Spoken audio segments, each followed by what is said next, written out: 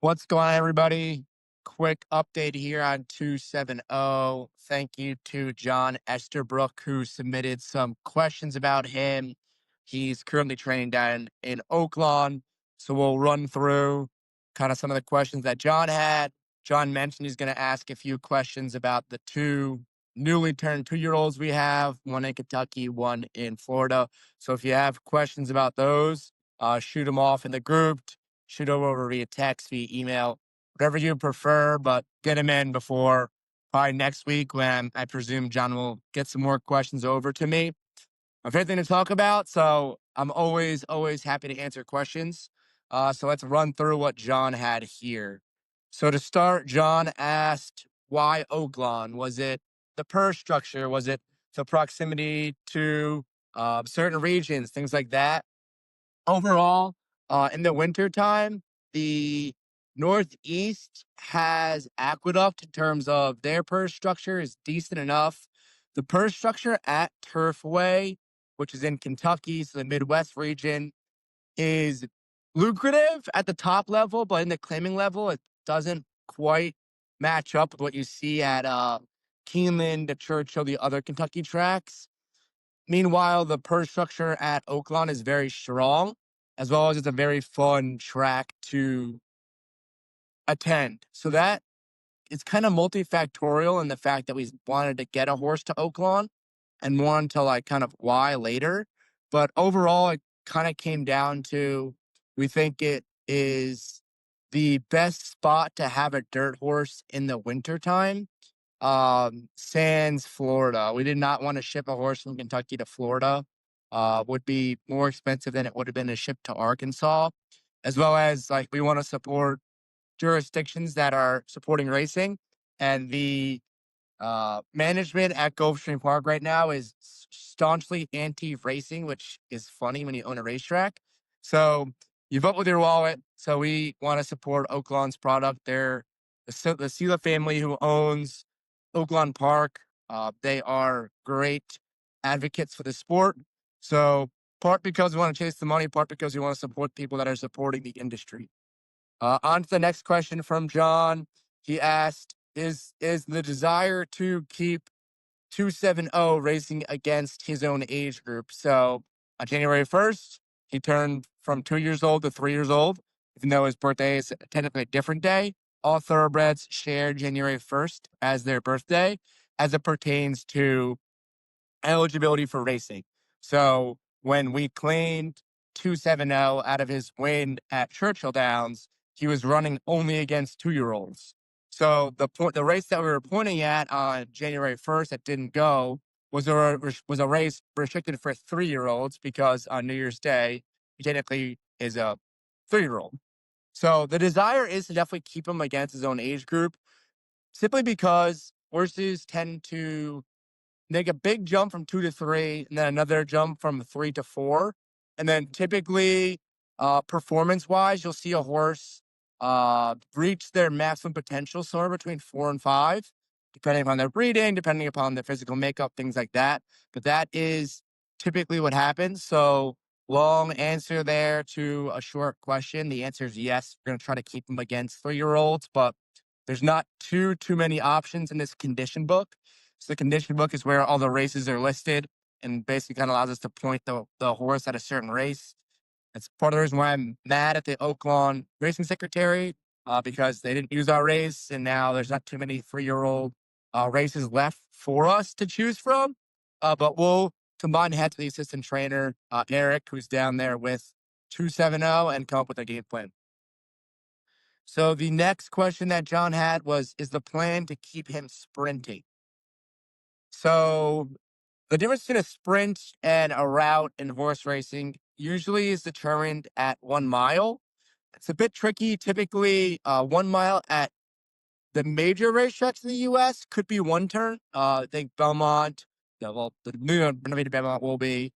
Aqueduct is a 1 mile, one turn race. Churchill Downs is a 1 turn mile.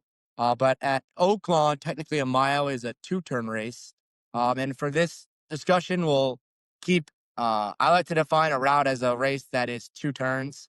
The 1 turn, 1 mile is a bit of a tricky one. It's a bit of a tweener. Overall, like we don't think that 270 is limited when it comes to the distance. This is where we lean on the assistant trainer and their experience. And obviously, he's with the horse every day, so he knows his physical makeup much better than myself or anybody else helping us manage first rodeo. So overall, the plan right now is to keep him going one turn, aka sprint. So at Oakland, I'd be like 6 furlongs. It may have a 6.5. It may have a 7 furlong. I'm not sure if that shoot goes that far. But we're not opposed to trying him at a 2 turn mile as well. So really just depends upon how the races shake out. And overall, like we're kind of sitting on a horse that's ready for a race now, which is a bit disappointing. Simply because Oaklawn's not going to run for 3 weeks. They're trying out this new meet where they run a little bit before the beginning of January, and then they take a break for 3 weeks because typically now is the coldest time of year in Arkansas. But of course, I think the weather's gonna be nice the next 3 weeks. So we will see. So we're sitting on our horses ready for a race. We don't want to ship them. Kind of for a few different reasons. I mean, it's expensive, but I think like he could probably earn his van there and back. But it's also like when you van a horse, it takes a little bit more out of him. So our hope is, to have him here for a nice 3-year-old campaign. So we don't want to ship them there and back, take something out of them, then we have to wait an extra, 3 weeks. Like we're having to wait now to get them to a race. So we've kind of decided to keep them put to look for a race early on when Oakland starts back up. Next question that John had was a good one is how did the partnership with the Habermans form? So we own 270 with the Habermans. They were gracious enough to allow us to get in on Iron Sharpens Iron, who was the first horse that we got as part of FRR4, the 2026 group. He ran second and got claimed out of Churchill's. We're up about $5,000 on him, so we're kind of playing with a little bit of house money currently with 270. Really just probably paid for some of his bills. Iron Sharpers aren't paying for 270's bills, that is. But it came about simply because we had circled Oaklawn as a track that we wanted to have a claiming horse at in the beginning of the year. So the calendar for horse racing, we want to support specific tracks during specific times of the year, just from a structure point of view. So in the winter, on the dirt, I think the best jurisdiction to race in right now is Arkansas. And then once April comes around, we'll shift focus to Keeneland to Kentucky, as well as we will re-engage the New York circuit as well, because they'll have greater purses there when the typical Belmont meet starts up, even though it will be at Aqueduct this year. So right now, at the beginning of this year, the beginning of First Road Racing 4, we wanted to begin the year having runners on the dirt. I think claiming wise, it just makes the most sense in terms of races available to have a claiming horse that's going to run on the dirt surface. Just more opportunities for dirt horses than turf horses at that level within the United States. First 3 months of the year, January through March, we're going to be laser focused on Oaklawn. When March comes around, early March, late February, we'll start thinking, okay, what's a horse that we could claim to run at Keeneland in April, as well as around April, May time, we'll begin looking at horses in New York, ultimately with the goal of starting at Saratoga. It'd be nice to get another start at Aqueduct before it is phased out. Aqueduct is going away once the new Belmont Park opens up. But overall, that's kind of the game plan for the year. Q1, we're going to be focused on Oaklawn. Q2 is Kentucky, New York.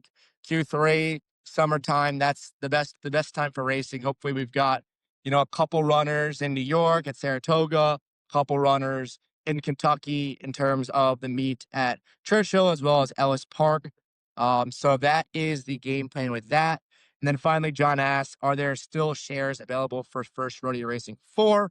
Yes, there are shares still available. I'm finalizing some stuff and basically paying you guys to refer people to First Rodeo Racing. Be a friend, tell a friend program as we did last year.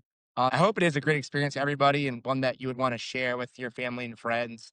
Uh, those that were in last year's group, still waiting to hear back from a few people there. It's I wrote, it's scientifically proven that the more racehorses you own, the more happy you are. So make your friends and family more happy by introducing them to the great sport thoroughbred racing. So once again, thank you, John, for the questions. Keep them coming. If you have questions about our two-year-olds or any other horses that we have from previous year's group, email, group, text, you know where to find me. Looking forward to continuing to chase firsts with you guys.